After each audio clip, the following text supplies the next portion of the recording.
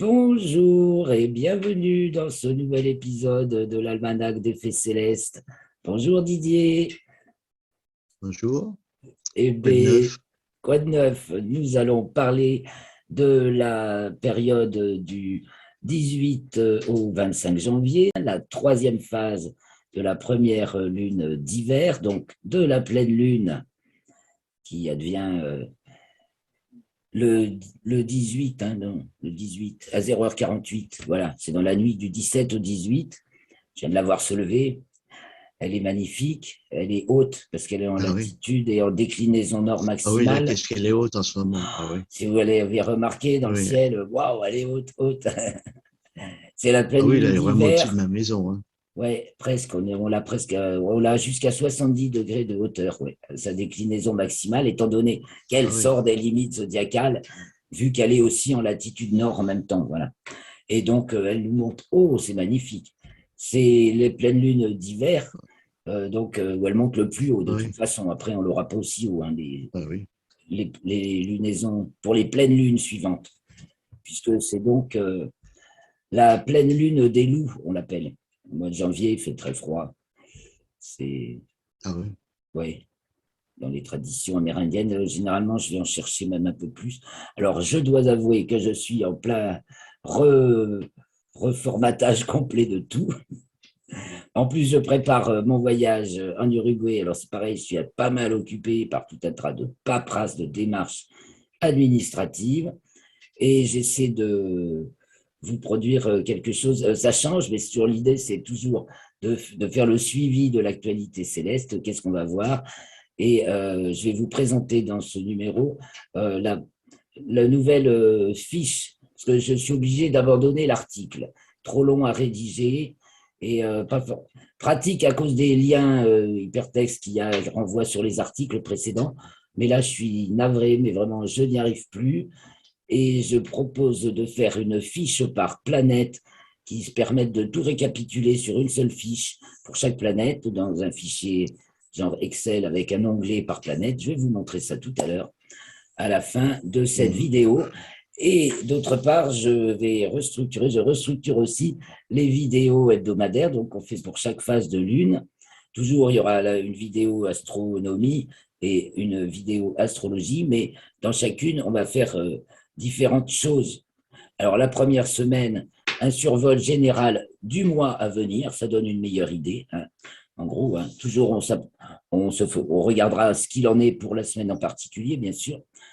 Dans la deuxième, je propose qu'on creuse un sujet de mécanique céleste qui advient durant le mois. Genre, par exemple, on peut parler de la conjonction. On a eu la conjonction inférieure de Vénus le 9 janvier, et maintenant on a celle de Mercure. Ça vaut le coup d'en parler.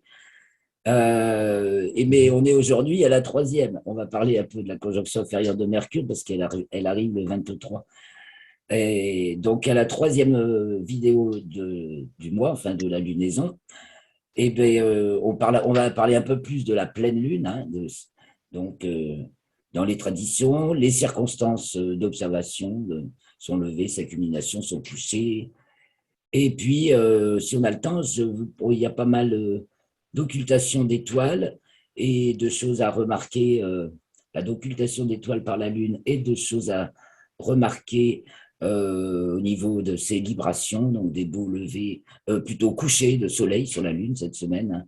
De la pleine lune à la nouvelle lune, on observe sur la lune les couchers de soleil. Et puis, alors ça fait peut-être beaucoup pour la troisième vidéo, peut-être qu'on va en décaler sur la semaine prochaine, faire un petit tour des dernières photos d'astronomes amateurs et puis des photos d'actualité que j'ai sélectionnées, que je trouvais les plus intéressantes, et de l'activité solaire. Alors je crois qu'en tout cas pour ce mois-ci, on va être obligé de reporter sur le mois prochain, enfin sur la semaine prochaine. Mais bon, bref, on va y aller.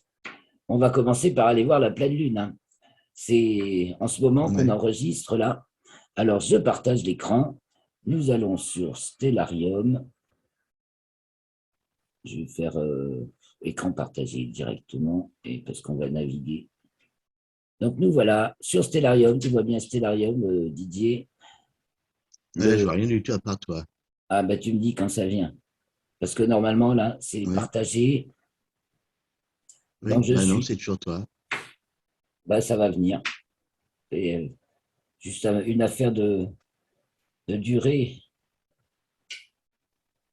de connexion. Alors, je continue parce que probablement que ça s'affiche bien sur la vidéo, mais après, c'est les lenteurs de réception et de circulation de l'information. Donc, j'ai mis le ciel côté ouest à 6 heures du matin le 17. Bon, attendez, alors ça va pas, ça. On va aller le 17 au soir déjà. Donc, le 17 au soir, la journée passe, on se tourne vers l'est pour retrouver la lune quand elle va se lever. Donc, le 17 au soir, elle est déjà bien haute là. Et oui, elle est conjointe à Pollux, donc hein, la pleine lune est conjointe à Pollux, la conjonction advient le 16.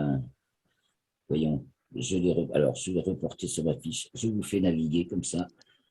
Le 17 à 16h15, la lune est conjointe à Pollux, donc dans la nuit du 17 au 18, on la voit pleine, donc elle est très haute par rapport à l'écliptique que je trace là, ce qui fait qu'elle va monter très haut dans le ciel, n'est-ce pas? Et donc, vous voyez, il y a Castor, Pollux, la Lune, là, au moment de son lever. Évidemment, on voit d'abord la Lune, et donc elle va s'élever bien haut dans le ciel la nuit du 17 au 18, hein, je rappelle. Donc, elle monte, elle culmine, bien entendu, au milieu de la nuit, à peu près, hein, puisque c'est la pleine Lune. La pleine Lune culmine au milieu de la nuit, 69 degrés de hauteur, elle est vraiment très haute. Ça va être presque un lampadaire. Elle n'est pas au zénith, comme ça peut arriver sous les tropiques. Nous, on n'aura jamais ça quand même. Mais voilà, elle culmine à près de 70 degrés de hauteur, donc un joli alignement, Castor, Pollux et la Lune. Et on continue la nuit, et donc elle va se coucher au lever du soleil. Et même, comme elle est en latitude nord, elle se couche même après lui, coucher 8h58, oui, elle se couche après le lever du soleil. Et puis le lendemain, ben, comme elle est pleine à 0h48, c'est vraiment la nuit de la pleine lune. C'est pas cheval sur 2 nuits. Sauf qu'on la voit ronde déjà depuis 2 jours et on va encore la voir un peu ronde. Alors, voilà, je vous ai dit que c'était la pleine lune des loups. Et on va regarder un petit peu parce que dans la semaine, elle occulte. Alors, je vais noter en bas, occultation d'étoiles. Ah non, Et j'ai j'ai pas toujours pas la marqué. carte. Oh, t'as toujours pas? Et pourtant, moi, je suis en Non, ouais. partage. Donc, j'espère que Bah, ça apparaîtra sur la vidéo. oui, c'est toujours toi que j'ai en photo, là, Ah, bah en mince vidéo. alors. Ah, bah alors. Alors, je voulais vous parler de l'occultation de.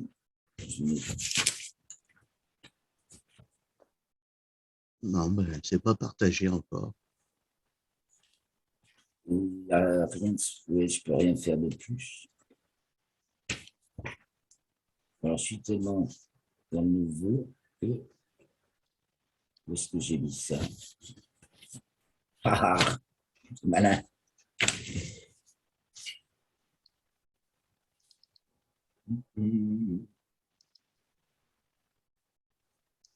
Bon, alors je sais qu'elle occulte l'étoile Zubénel Génubi. Attendez, elle va passer, donc on va regarder. Donc elle va passer au cours de cette semaine de la constellation du Cancer à celle de la Balance, ouais.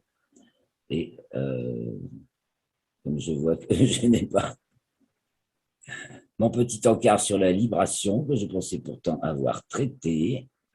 Ah, j'en ai fait des images peut-être. Ben non, même pas. Bon, alors on va continuer. C'est dommage, un truc que j'ai pas pu encore traiter. En ce moment, ça devient un petit peu sportif pour arriver à gérer tout ce boulot. Mais bon, j'y vais. Alors, c'est dommage que je puisse pas vous parler de cette occultation, mais vraiment, euh, je me demande bien où je l'ai mise. J'ai un nouveau système de notation. Et du coup, donc, j'ai dû zapper quelque chose. Je suis pourtant sûr de l'avoir étudié. Et je me suis dit, tiens, je vais leur montrer. Ah, mais si, voilà, c'est le 26. Ah bah oui, mais c'est le 26. Bon, ben, on aura le temps. En fait, occultation, on en reparlera peut-être la semaine prochaine, puisque c'est la semaine prochaine. Nous, cette semaine, on va regarder un petit peu, puisqu'on parle de la Lune, l'as virtuelle de la Lune. Voilà, c'est pour ça que je cherchais. Mais elle est quand l'occultation? Ben, elle est le 26, on s'arrête, le 25. Ce sera l'occultation de Zubenel Génubi, une étoile de la balance. C'est alpha de la balance, je crois, si ce n'est bêta. Parce qu'il y a Zubenel Génubi et Zubenel Chamami dans la balance, dans la constellation de la balance. Ouais. Alors, elle arrive le 25, la Lune, à 17h59, devant la constellation de la balance. Et le dernier quartier a lieu devant la Vierge, et non pas la balance. Parce que le dernier quartier a lieu à 13h42. Car le dernier quartier, le 25. Alors, allons voir. La Lune, la nuit du 20-21, donc comme c'est la troisième phase de la lunaison, donc de la pleine lune au dernier quartier, elle se lève de plus en plus tard après le coucher du soleil. Donc, il va falloir l'observer de plus en plus tard, bien sûr, dans la nuit. Donc, allons sur la classe virtuelle de la Lune, la nuit du 20-21. Voilà. Donc, je fais ceux qui connaissent pas. On découvre, mais je ne sais pas si l'image suit. Didier, toujours pas? Tu n'as toujours pas l'image? Toujours pas. Oh, Non, non. C'est toujours toi Mais sur la ça vidéo. le fait quand les connexions sont un peu pas assez fortes, quoi. Ça m'ennuie. Ah ouais. Bon, là, moi, il rame parce que j'ai beaucoup de choses ouvertes. Il rame à s'ouvrir, Ah ouais. en plus. Voilà. Bon, alors là, ça m'ouvrira aujourd'hui, bien sûr. Alors, on va aller la chercher la nuit du 20-21. Alors, 17, 18, 19, 20. Voilà. Et donc, alors, elle va se lever à 20h04.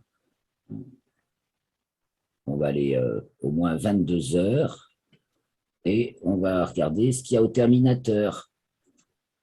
Au terminateur, il y a Atlas. Alors, c'est Atlas, je grossis. Le Soleil donc se couche sur Atlas et l'autre à côté, c'est Hercule, Hercule et Atlas, le couple de cratères au nord de la Lune. Donc, c'est le Ah moment oui. où on regarde la Lune à ce moment-là, on voit le Soleil qui se couche sur Atlas.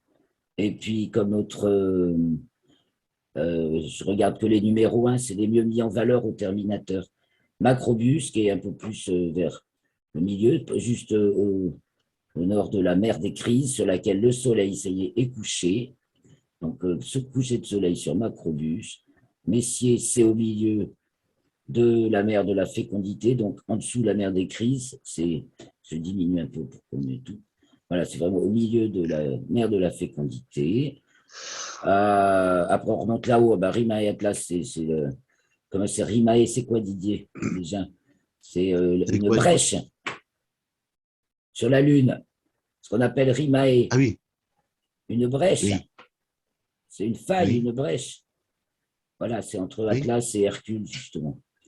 Après, on a Steinel, voilà, vers le sud de la Lune. Alors, si vous regardez dans un télescope, évidemment, c'est renversé. Donc, le nord, vous l'avez en bas et le sud, vous l'avez en haut.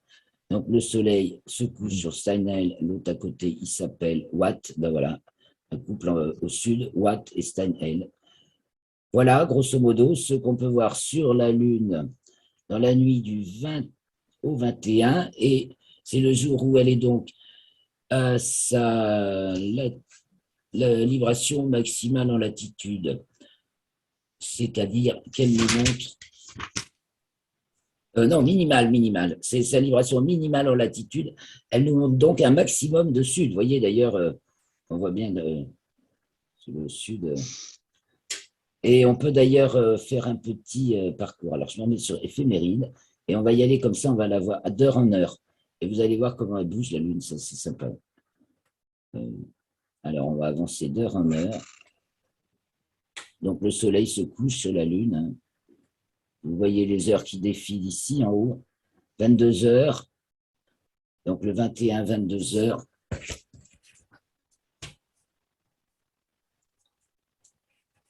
Et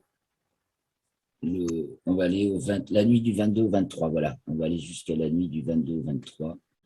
Donc, le soleil se couche sur la Lune. Voilà. Et la nuit du 22, donc le 22, elle se lève à 22h29.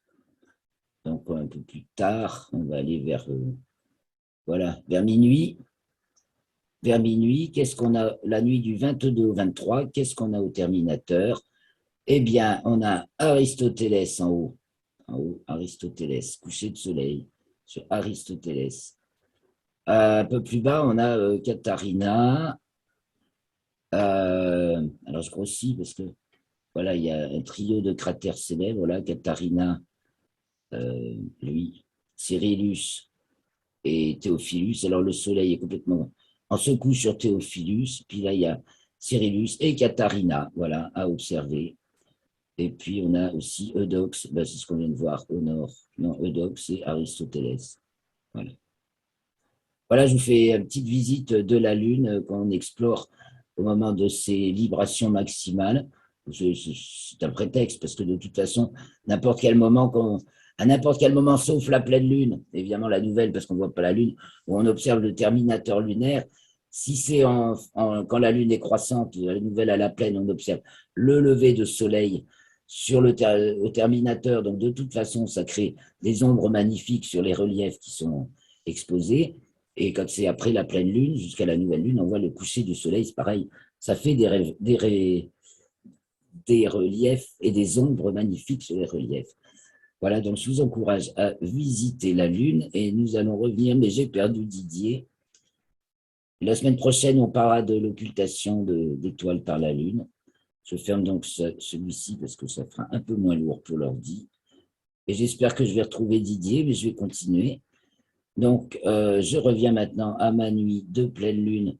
Donc, on va avoir des soirs de plus en plus. Ah oui, là, c'est ce matin. Je suis sur le ciel du matin. Alors, puisqu'on est au ciel du matin, c'est le moment de saluer le fait que maintenant, Vénus est dans le ciel du matin. Vénus est dans le ciel du matin depuis sa conjonction, et du ciel du matin depuis sa conjonction inférieure le 9 janvier. Et déjà, on la voit. Moi, je l'ai vue ce matin. Et j'ai partagé tout à l'heure avec vous une photo qui ressemble beaucoup à ce que j'ai vu ce matin. Bon, là, c'est un peu tard, il est 8h05. Bon, le soleil n'est pas encore levé. On la voit encore. Ceci dit, un peu plus tôt, on la voit mieux. Un bruit plus fort. 7h55, 7h50. Et elle va s'élever très vite. Et vous voyez, il y a Mars aussi. Mars. Donc, elle se rapproche. Mars, elle se lève à 6h19 pour chez moi. Et Vénus à 7h01. Donc, si on revient un peu plus tôt en arrière, voilà. Il fait encore nuit, 6h50. On a le crépuscule. La nuit noire commence, la nuit noire finit plutôt à 6h39, où il fait encore bien sombre. 6h39, 6h35. Donc, un peu avant 7h, on peut voir Mars, et ensuite, une heure plus tard, ou un peu moins d'une heure plus tard, Vénus. Alors, à ce moment-là, on ne voit plus Mars. Ça, c'est le ciel du matin. Donc, maintenant, Vénus et Mars dans le ciel du matin. Donc, Mars devant Fucus et Vénus devant le Sagittaire. C'est ça. Et Vénus devant le Sagittaire. Voilà, pour le ciel du matin. Donc, vous voyez, le matin, on voit réapparaître le grand triangle de l'été qui se lève, Vega, Deneb et Altaïr, qui se lève en toute fin de nuit. Donc, nous sommes là le 18 au matin. Eh bien, on va aller le soir, déjà. On va regarder un peu le ciel du matin de jour en jour, on fera le ciel du soir après. Donc, ciel du matin, parce qu'on va avoir apparaître la Lune. Donc, le 20, 21, 22, 23, 24 et 25. voyez, le 25, la Lune est à son dernier quartier. Elle est conjointe à Spica de la Vierge, ce qu'on peut observer la veille. La veille, elle est là. Le 24 au soir, elle est là par rapport à Spica. Et le 25, elle est passée de l'autre côté. Et l'étoile n'a pas bougé. Enfin, elle se levait quand même 4 minutes plus tôt que la veille, mais la Lune, une bonne heure. Donc, la Lune, à son dernier quartier, se lève à minuit et culmine au début, à peu près au lever du soleil. Voilà. Là, elle culmine à 6h33. Pour un soleil qui se lève à 8h16 chez moi. Elle a de l'avance. Elle a un petit peu d'avance sur son horaire normal. Voilà, alors qu'est-ce qui lui arrive à cette lune dans la semaine? On va regarder ça d'abord, puis après on fera le ciel du soir. Donc, elle est conjointe à Pollux pour juste avant la pleine lune, à admirer avec la pleine lune. Elle entre dans le signe du lion le 18 à 5h02. Elle rentre dans les limites zodiacales le mardi 18 à 15h09, puisqu'elle en était sortie, limite zodiacale nord, elle redescend.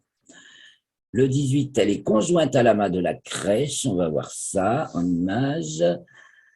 Il se passe beaucoup de choses au niveau des planètes et en héliocentrique cette semaine. Le 20, elle atteint sa latitude maximale, les ailes du dragon.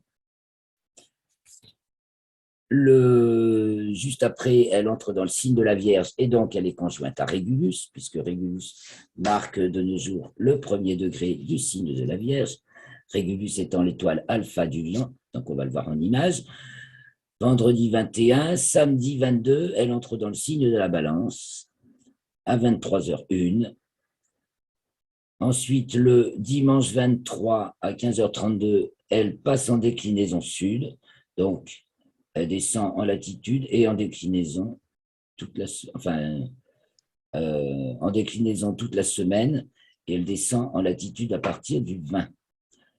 Le lundi 24 à 18h36, c'est l'heure où elle est conjointe à Spica, et donc on peut l'observer le matin plutôt, puisque Spica se lève, ça se lève vers minuit à peu près, un peu, c'est marqué.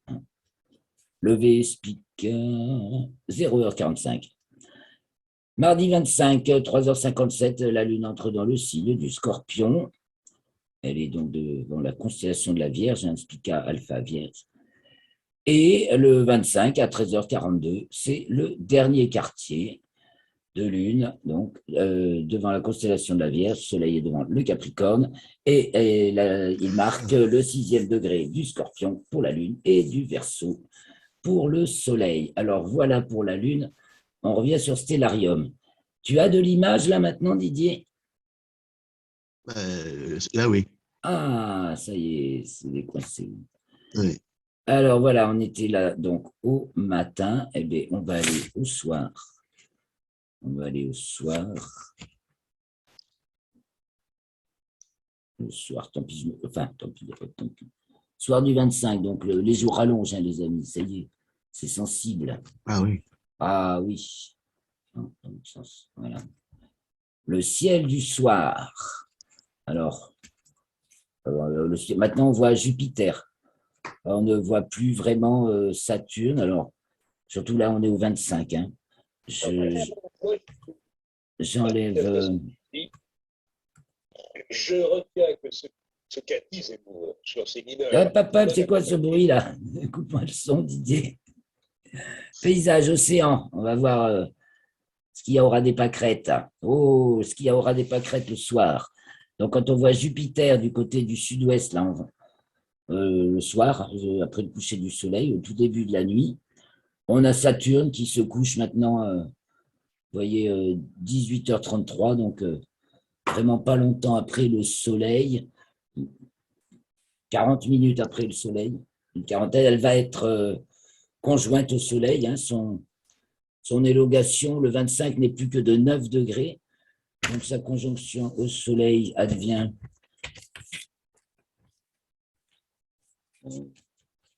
normalement c'est bien, j'ai tout noté à l'avance. Hein. Alors je recherche.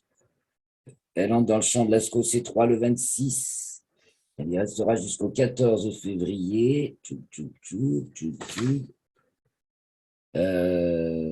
Bon, ben, ce sera après le 2, parce que j'ai fait le relevé jusqu'au 2 février de manière exhaustive, mais après, j'ai noté, pas tout noté.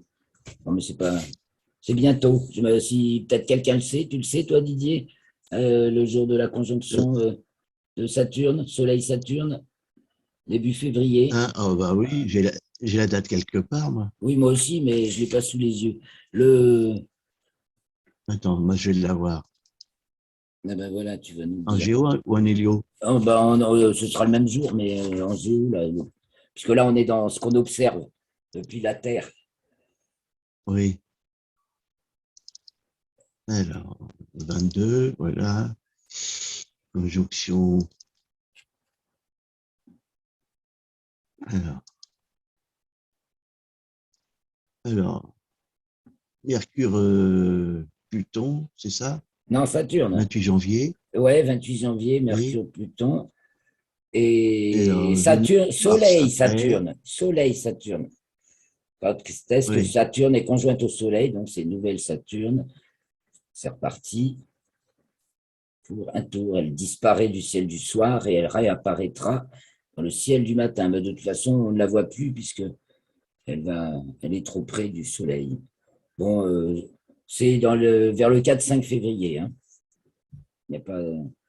Donc, en fait, maintenant, dans le soir, on voit que Jupiter. Alors, je vais refaire les jours en arrière parce que on a Mercure qui va disparaître du ciel du soir et apparaître dans celui du matin, le 21, le 20, le 19, le 18. Ceci, vous voyez, le 18, on a encore Mercure. Alors après, elle disparaît très vite et donc elle est en conjonction inférieure au Soleil le 23.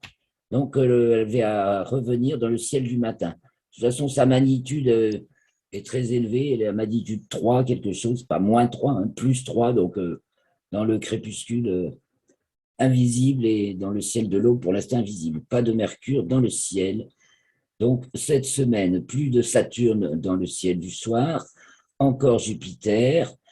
Encore Neptune, Uranus, mais là, c'est la pleine lune, c'est pas la semaine où on va chercher à les voir. Donc, allons du côté de l'Est faire un petit tour au début de la nuit. Et voilà, pour voir surtout les étoiles. Donc, le 18, eh bien, la lune, donc, elle était conjointe à Castor et Pollux. Là, c'est le 18 au soir, elle a avancé un petit peu. Donc, voyons notre ciel de début de nuit, mais donc la lune va le déserter. Donc, vous voyez, elle n'y est plus. Le 19, en début de nuit, on a toutes les grandes étoiles brillantes de l'hiver qui s'élèvent, voilà, du côté de l'Est en début de nuit. En début de nuit, on a qui culmine, j'ai marqué les noms, la baleine et les poissons. Ben donc, en début de nuit, Uranus culmine, hein, elle se trouve par là, par là. Je cherche un peu à l'aveuglette. Hein. Allez, oh, elle bouge là. Ah, là voilà. Toujours sous les amas et Sheraton du Bélier, les Pléiades, pas loin au-dessus de la tête de la baleine. Enfin, on ne sait pas si c'est sa tête ou sa queue, parce que d'un point de vue mouvement, c'est plutôt sa tête ici et sa queue ici. Si on se la figure comme ça, effectivement, la baleine peut avoir sa tête là. Bref, donc Neptune et Uranus, on n'y pense plus trop. Donc, nous allons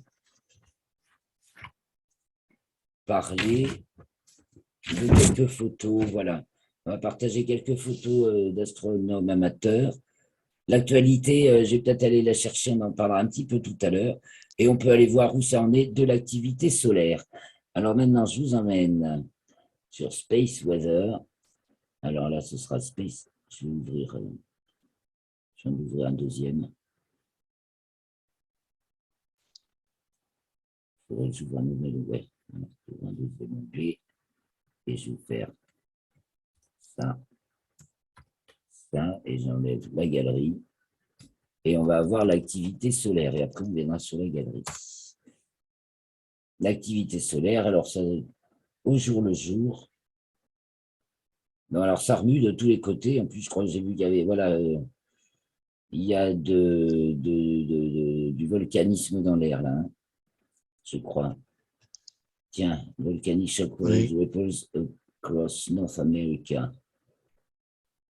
Ah, et une éruption volcanique près de Tonga, c'est des îles dans le Pacifique, ça, hein. Et donc, il y a eu c'était sous la mer, et ça a projeté un jet de cendres sulfureuses partout dans la stratosphère. Ah, bah c'est pour ça qu'il ne fait pas beau en Amérique. Parce que là, mon fils qui vient de rentrer en Uruguay, nous ici, on a beaucoup de soleil, il fait froid, mais là-bas, c'est l'été, bah, ils ont un temps, c'est tout couvert. Ah, et Ah nous ouais. avons une image à partager, bah, justement, de la Lune qui se couche au lever du soleil, là, ce matin, je crois, de Rio de Janeiro. On voit effectivement le ciel, il est archi-armi. Là, c'est l'Amérique du Nord. Et donc, qu'est-ce qui nous montre? C'est l'arrivée de cette vague, ce choc, ouais.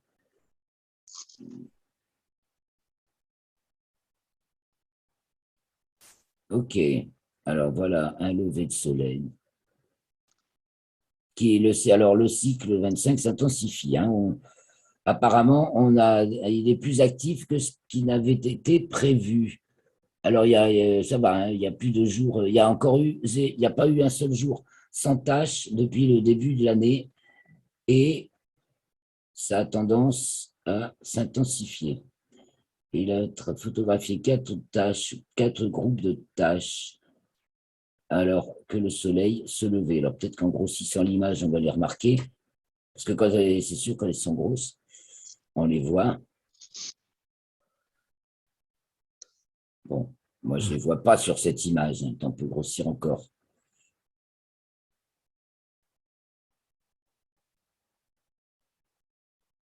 Mais là, ça devient lourd. Je ne sais pas si le partage se fait bien.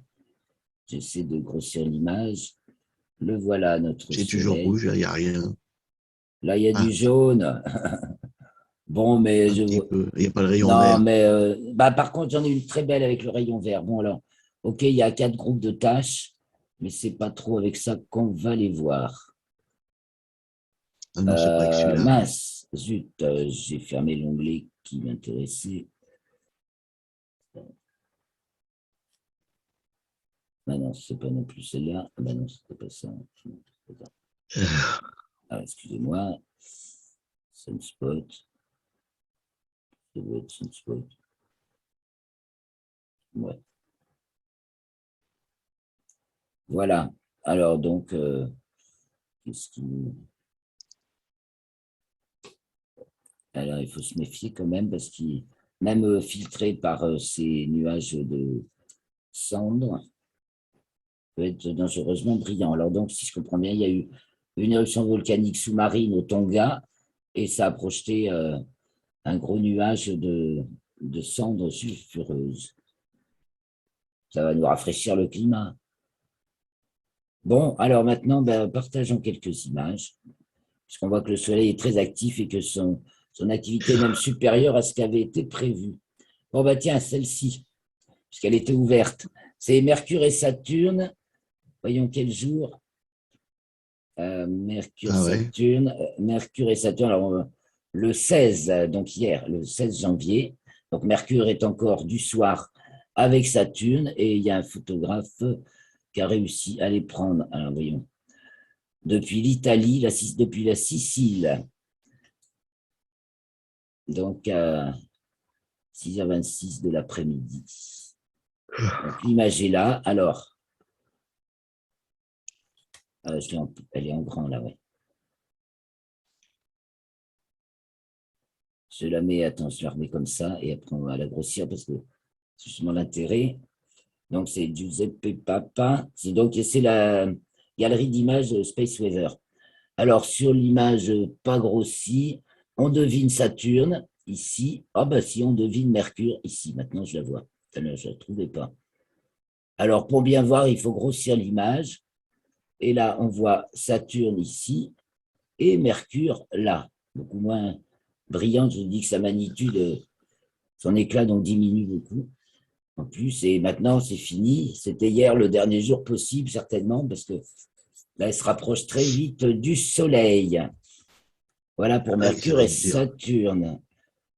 Ah ouais, ça maintenant, après, et puis après, elle va passer dans le ciel du matin. Et donc, on va avoir un joli chassé-croisé en héliocentrique. Je ne vous en ai pas encore parlé. Et pourtant, il faut en parler, oui.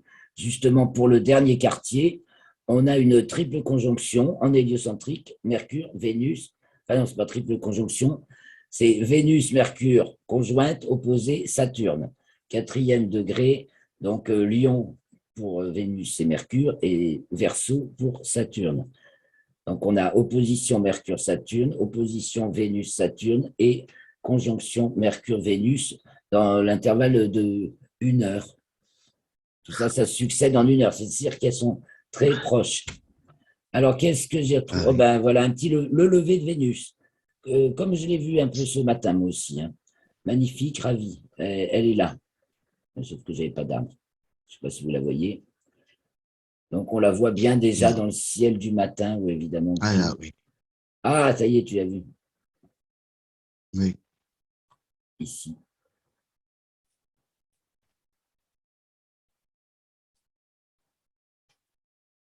Donc, cette Vénus du matin. Bon, alors, on ne regarde pas toutes les images, mais vous voyez, vous pouvez y aller. Je peux même partager, je peux partager ce lien dans le chat.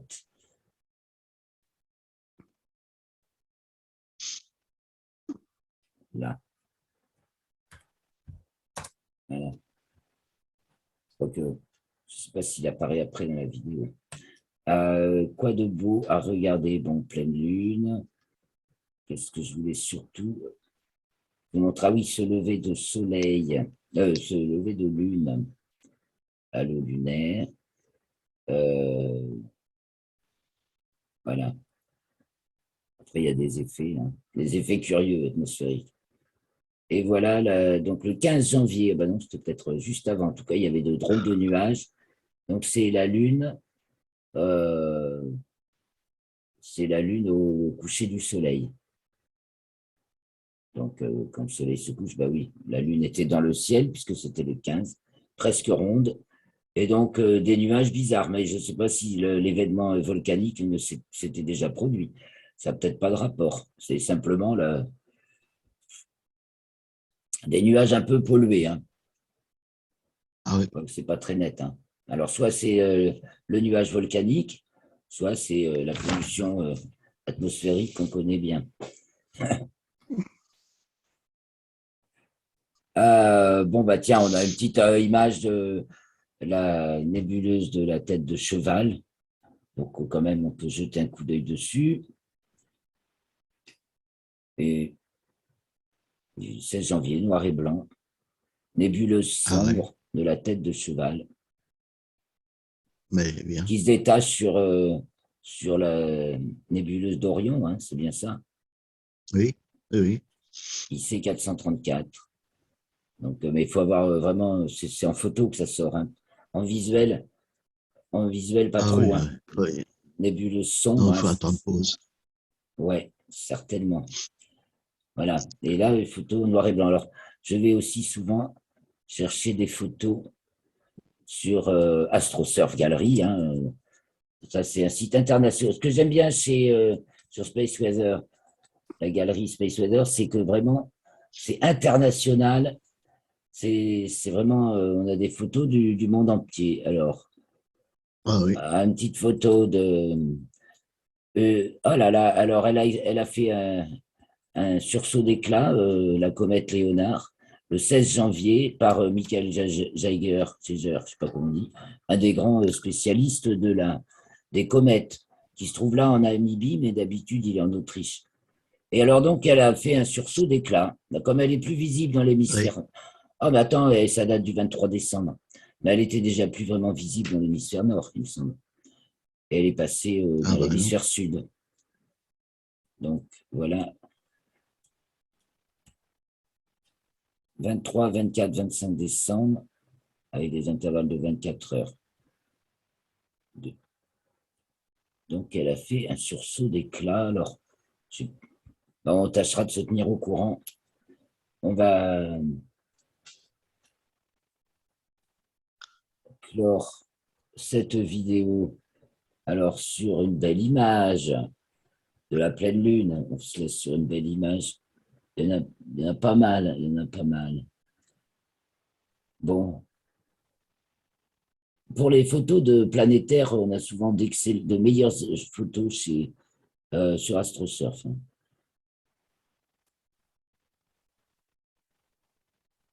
Là, on peut regarder notre lune presque pleine, n'est-ce pas? Ah, puis on a la comète Chury. Ah, elle est belle celle-là. Allez, on regarde Chury. La petite Chury où on avait envoyé la mission Rosetta et donc qui est dans le ciel là en ce moment. Magnitude 8. Là, c'est du 6 décembre. C'est pour ça que...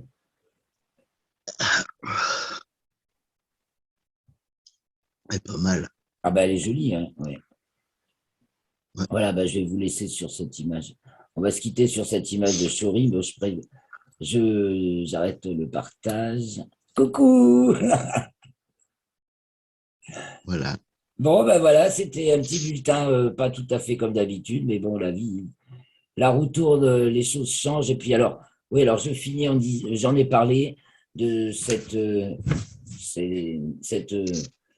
Vénus-Mercure en héliocentrique opposé Saturne qui advient le 25 aussi pour le dernier quartier. Entre-temps, on a donc la conjonction inférieure de Mercure. En même temps, donc le périgée de Mercure.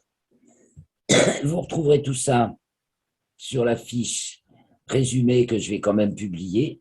Ah bah si, voilà, j'ai oublié de vous montrer un truc. Alors j'en parle quand même. Je présente un peu, je le reprendrai tout à l'heure. Je repartage l'écran. Je te montre et je vous montre le nouveau document que je suis en train de faire. Alors là, c'est un peu en ébauche, sur une fiche par planète. Je ne sais pas si tu vois, donc c'est un fichier, c'est pas Excel, c'est OpenOffice. Donc j'ai fait un onglet par planète et je reprends toutes les caractéristiques que j'ai examinées avant dans la chronique des planètes. Donc, élongation, magnitude, levée, illumination couchée, diamètre apparent, constellation, conjonction planétaire en héliocentrique, conjonction planétaire en géocentrique, conjonction aux étoiles, le mouvement, la longitude géocentrique et héliocentrique, la latitude géocentrique et héliocentrique, la déclinaison, la distance au Soleil et la distance à la Terre. Avec donc des couleurs pour se repérer, parce que je mets des repères, c'est des commentaires, mais en fait, ça fait des repères de couleurs. Donc, on sait où c'est qu'elle en est. Et pour chaque fois qu'il y a un événement dans un registre particulier, donc par exemple Saturne, 15 janvier, fin de sa boucle de rétrogradation au 14e Verseau. Si on le rappelle qu'elle elle a été rétrograde depuis le 21 juin 2021. Donc, elle avait commencé sa boucle au 14e Verseau. Son mouvement est direct depuis le 11 octobre 2021. 7e Verseau. Du 11 octobre au 4 juin 2022, voilà.